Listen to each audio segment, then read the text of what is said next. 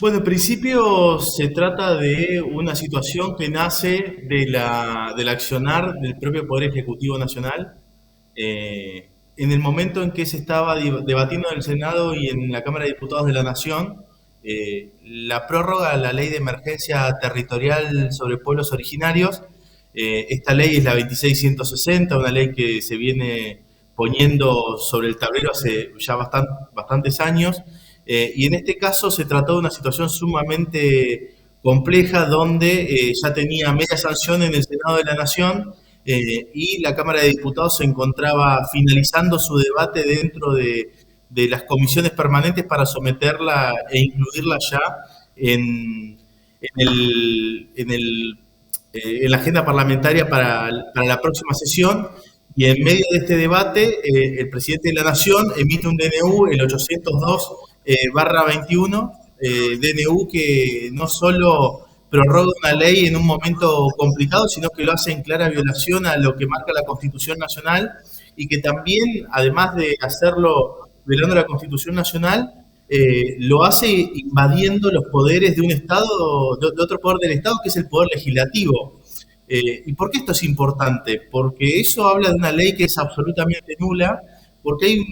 para quienes no conocen el procedimiento de los decretos de necesidad y urgencia, le están vedados en principio al presidente de la Nación, salvo que existan situaciones específicas que impidan el normal funcionamiento de los cuerpos legislativos, por ejemplo, un receso o una situación de guerra,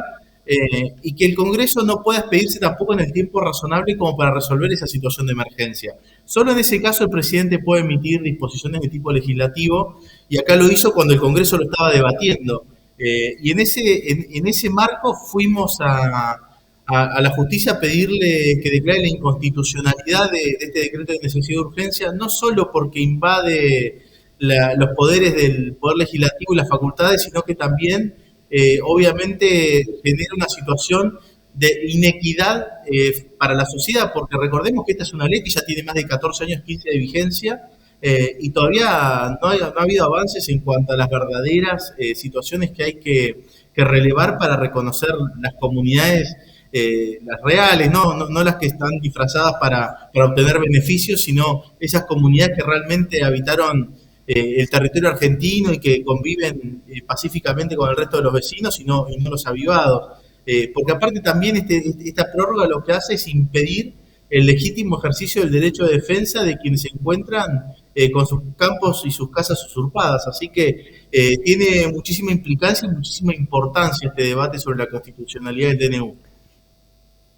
Sobre Colman, entonces lo que es interesante de remarcar, independientemente del contexto o el contenido del DNU y de la legislación que está puesta en debate, es que no existía una situación coyuntural que explicara o justificara el DNU. Este es un elemento importante desde el punto de vista parlamentario.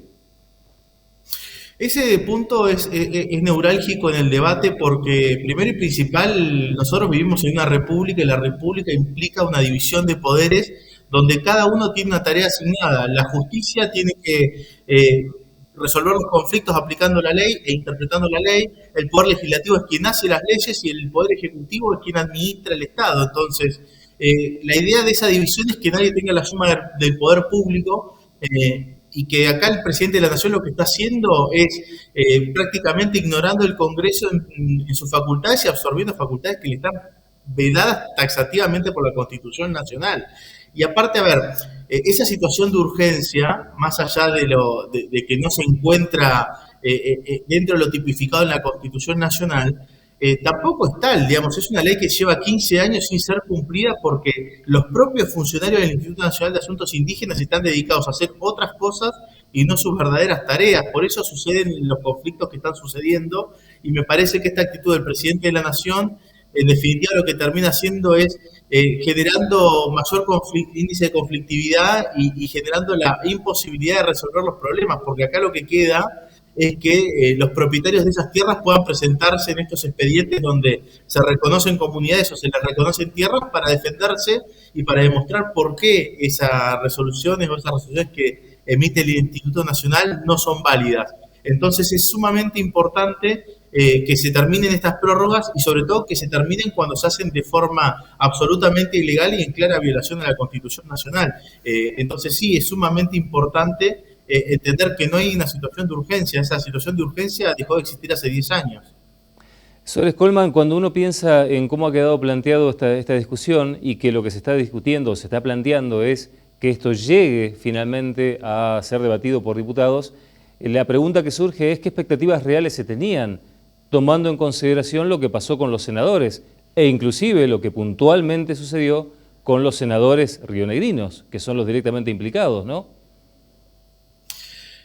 Lo que estaba sucediendo es que había distintos dictámenes en los cuales además se estaban proponiendo modificaciones para garantizar lo que sucedió con el fallo del vecino bariloche Emilio Friedrich, donde la justicia anuló una resolución del Instituto Nacional porque impedía que Emilio Friedrich pudiera ir a defenderse dentro del expediente administrativo. Entonces, la prórroga de la ley que estaba debatiendo el Congreso de la Nación no estaba reconociendo esta situación y por lo tanto iba a generar otra vez un montón de procesos judiciales donde íbamos a volver sobre nulidades de resoluciones del INAI. Entonces, es sumamente importante que cuando el Congreso debate leyes, además adapte todos sus procedimientos legislativos y los resultados de ese procedimiento legislativo a lo que la justicia también determina como límites dentro de la ley. Y esto es lo que no estaba pasando. Entonces se estaba debatiendo con muy buenos puntos de vista, incluso con opiniones diversas dentro de todos los bloques sobre esta situación y me parece que hubiese sido fundamental que el Congreso, específicamente la Cámara de Diputados, pudiera debatir este tema. Yo no tengo duda de que en ese caso se hubiesen intentado modificaciones y hubiese tenido que volver al Senado de la Nación, donde lamentablemente este debate pasó por alto y estos temas importantes y delicados no fueron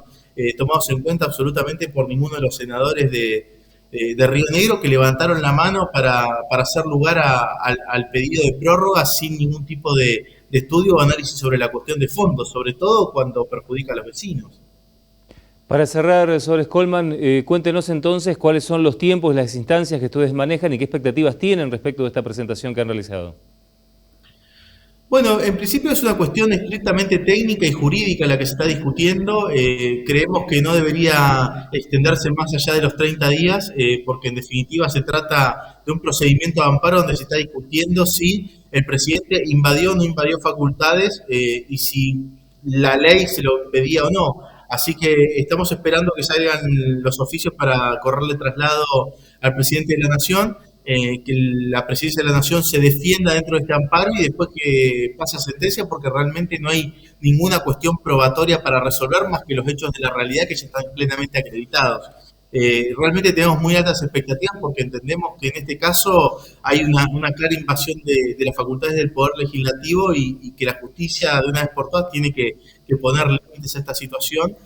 porque si no, ¿de qué sentido tiene vivir en una república y cuál es el sentido de tener una división de poderes? ¿Qué es lo que equilibra, lo que da el equilibrio a la nación? Así que esas son nuestras expectativas.